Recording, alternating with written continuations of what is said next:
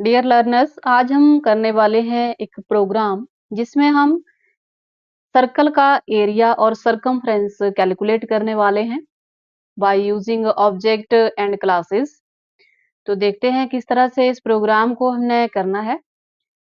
First of all हमने header files लिखी हैं। आज सभी को पता ही है ये कि प्रोग्राम के टॉप पे हम हेडर फाइल्स को इंक्लूड करते हैं जो लाइब्रेरी फंक्शंस की डेफिनेशंस को होल्ड करती हैं। तो इनपुट आउटपुट फंक्शंस के लिए हमने iostream.h हेडर फाइल ली है, conio.h है और कुछ मैनिपुलेशंस के फंक्शन इसके अंदर हमने यूज किए हैं। उसके लिए iomanip फाइल जो है हमारे पास वो यूज की है हमने। तो यहाँ पे क्योंकि सर्कल का एरिया और सरकमफ्रेंस फाइंड आउट करना है तो हम क्लास जो बनाएंगे उसका नेम क्या रख देंगे, सर्कल। और जैसे आपको क्लास की डेफिनेशन मैंने बताई थी, उसमें बताया था कि class contains data members and member functions. तो यहाँ पे जो हमारे पास डेटा मेंबर है वो डबल आर जो हमने लिखा है, double is the data type and R is the data member. उसके बाद तीन हमने यहाँ पे मेंबर फंक्शंस बनाए हैं, इनपुट, एरिया और सरकमफ्रेंस। और इनका जो रिटर्न टाइप है वो वॉइड है। वॉइड का मीनिंग आप सभी को क्लियर है, वैल्यूलेस होता है। ये फंक्शंस हमें क्या रिटर्न करेंगे, कुछ भी रिटर्न नहीं करेंगे क्योंकि वॉइड कीवर्ड से हमें पता चल रहा है। तो इसके लिए एक्सेस मॉडिफायर जो हमने लिया है वो पब्लिक है और जो डेटा मेंबर डिक्लेयर किया है उसके लिए एक्सेस स्पेसिफायर हमने प्राइवेट यूज किया है। और लास्ट में हम देख रहे हैं करली ब्रेस है, क्लोजिंग करली ब्रेस है और उसके बाहर हमने सेमीकोलन लगाया है। प्रीवियस प्रोग्राम्स में भी मैंने आपको बताया कि जब क्लास की बॉडी क्लोज होगी तो वहां पे हम क्लोजिंग कर्ली ब्रेस के साथ सेमीकोलन का यूज करते हैं। और सेमीकोलन जब हम कर्ली ब्रेस के बाहर लगाते हैं तो वहां से हमें पता चल जाता है कि ये जो क्लास है ये क्लोज हो रही है यहाँ पे। अब ये जो हमने मेंबर फंक्शंस यहाँ पे लिए हैं, इनपुट जो कि किसके लिए यूज होगा, एरिया फाइंड आउट करना है। तो सर्कल का जो एरिया हम फाइंड आउट करते हैं उसका फॉर्मूला आप सभी कमेंट बॉक्स में बताएंगे मुझे कि सर्कल का एरिया फाइंड आउट करने का क्या फॉर्मूला होता है। ये मैथमेटिक्स में आपने पढ़ा हुआ है। तो यहाँ पे अगर एरिया फाइंड आउट करना है तो उसके लिए हमें कुछ डेटा भी चाहिए। उसके लिए इनपुट जो फंक्शन है वो हमने लिया है। तो यहाँ पे आगे देखते हैं हम, एक लाइन हमने लिखी है, wide circle scope resolution operator input function, है ना। इनपुट फंक्शन जो है बेसिकली वो क्लास सर्कल का फंक्शन है क्योंकि outside the class body define हो रहा है। इसके लिए हमने स्कोप रेजोल्यूशन ऑपरेटर का यूज किया है। उसके बाद इस फंक्शन की बॉडी स्टार्ट हो रही है जहां पे हमने सर्कल की रेडियस को एंटर करवाया है। तो सी इन और सी आउट का मीनिंग आप सभी को पता है। Cin is use to enter the values, like C में हम स्कैन एफ यूज करते थे। तो इनपुट मेथड की बॉडी क्लोज होगी, उसी तरह से एरिया मेथड को हम डिफाइन यहाँ पे कर रहे हैं। तो एक वेरिएबल हमने लिया है ए आर नेम का, डेटा टाइप उसका है डबल। और यहाँ पे वो जो फॉर्मूले की बात मैंने आपसे की थी, ये फॉर्मूला हमारे पास आ रहा है पाई आर स्क्वेयर।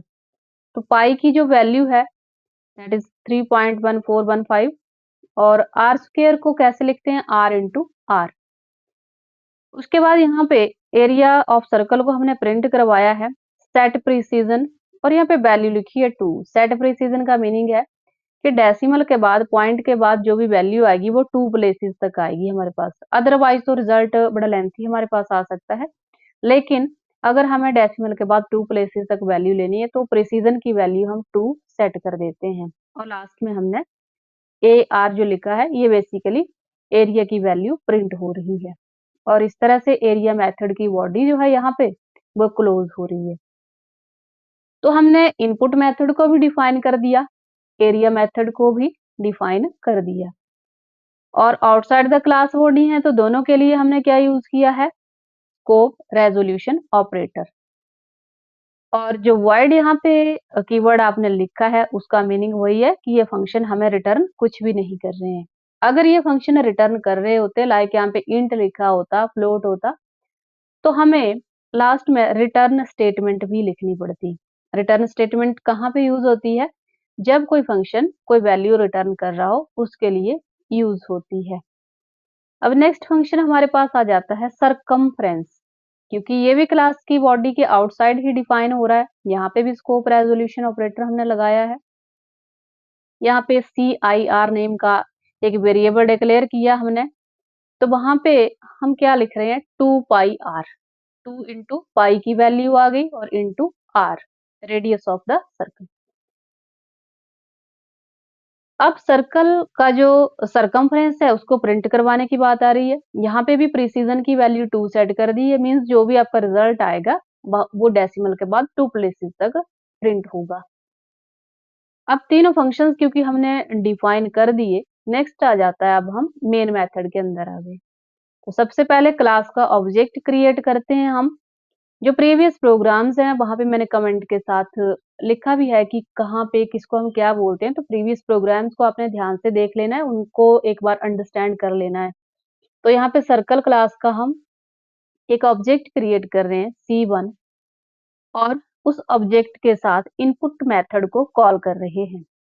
तो C1 dot input dot operator किसके लिए यूज हो रहा है यहाँ पे फंक्शन को कॉल करने के लिए। तो इसी तरह से जो हमने बाकी फंक्शंस भी बनाए हैं, इनपुट है, एरिया है, सरकमफ्रेंस है, तो उनको भी हम जो ऑब्जेक्ट क्रिएट किया C1 नेम का उनके साथ कॉल करेंगे। तो होता क्या है जब किसी फंक्शन को कॉल किया जाता है तो प्रोग्राम का कंट्रोल उस फंक्शन की डेफिनेशन में जाता है। आपने जो भी सेट ऑफ इंस्ट्रक्शंस उस फंक्शन के अंदर लिखे होते हैं वो इंस्ट्रक्शंस परफॉर्म होते हैं, जिसको हम बोलते हैं specific task. Like input method क्या करेगा, यूजर से इनपुट लेगा।